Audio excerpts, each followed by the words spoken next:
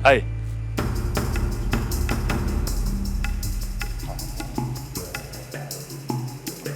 Oh, ternyata kamu alim juga, Pak Rama. Kamu sering sholat berjamaah di masjid. Tapi sayang sekali, ibadah kamu ini tercoreng. Gara-gara kamu membiarkan anak kamu berpacaran dalam rumah.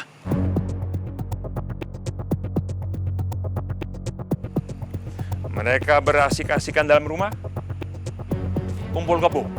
Kenapa kamu sebagai bapak membiarkan itu terjadi? Baiknya jangan bicara di sini ya. Ada etikanya. Entar dulu. Yang sopan dong. Saya sedang bicara sama kamu. Pak, saya malu ya.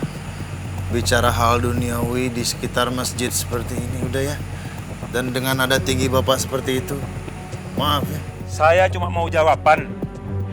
Kenapa anak saya Mondi kamu biarkan pacaran sama anak kamu dalam rumah, padahal mereka bukan muhrimnya? Mereka bisa berbuat zina. Apakah itu didikan kamu? Hati-hati ya kalau bicara ya. Nanti bisa dibilang fitnah itu tuh. Ya, emangnya kamu pernah lihat sendiri mereka berbuat kurang ajar seperti itu? Jelas. Saya nggak bisa setiap hari melihat mereka. Karena saya nggak tinggal di rumah itu. Tapi kamulah sebagai kepala keluarga yang seharusnya bertanggung jawab atas anak-anak kamu. Itu fakta. Saya melihat dengan mata kepala saya sendiri. Mereka berdua dalam rumah tanpa ada kamu dan istri kamu. Semua omongan saya ini bisa saya pertanggungjawabkan. Tapi ada saya dan istri saya di rumah. Ya, anak-anak tidak berduaan di rumah. Ya itulah. Kan sudah jelas. Mondi berpacaran sama Raya. Kamu menikah dengan ibunya Mondi. Dan Mondi berpacaran dengan anaknya kamu.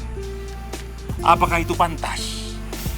Pintar juga kamu ya, muter balikan omongan. Saya bukan pintar masalah ini, Pak Rama.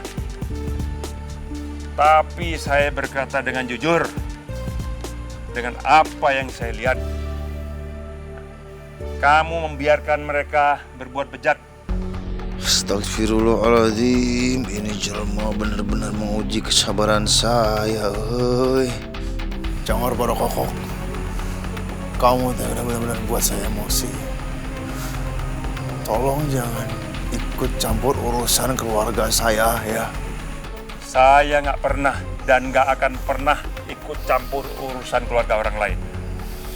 Tapi karena ini menyangkut pacar anak kamu itu adalah anak saya.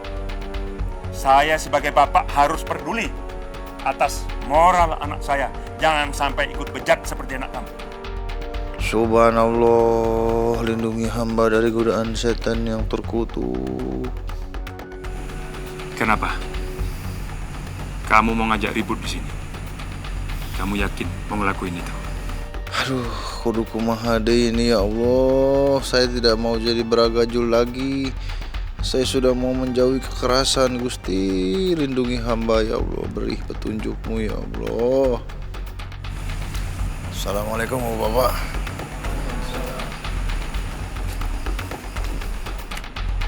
Maaf Pak, apa benar yang dikatakan Bapak tadi?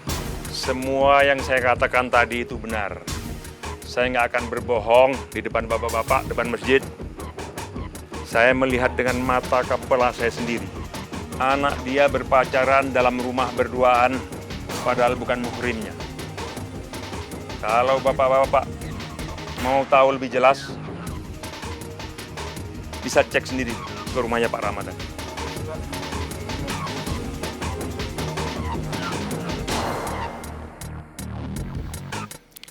Satu bom besar sudah gue lempar ke warga. Tinggal nunggu respon mereka saja. Dan gue yakin pasti akan terjadi ledakan yang sangat besar.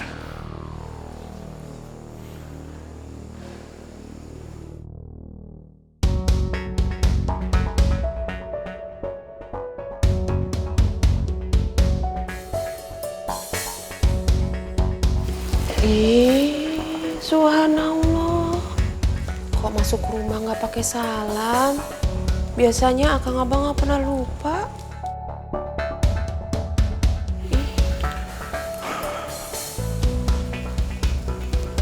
Saya teh, maaf tuh, manis ya. Saya lagi kalut Pak Baliut ini teh. Ada apa?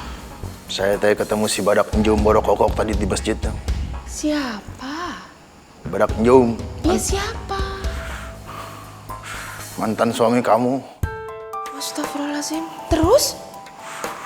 Dia mempermalukan saya depan warga sekitar, tahu manis. Dia udah menuduh saya habis-habisan, fitnah saya. Kalau saya tidak memandang dia itu mantan suami kamu, tidak memandang dia itu bapaknya si Kemon.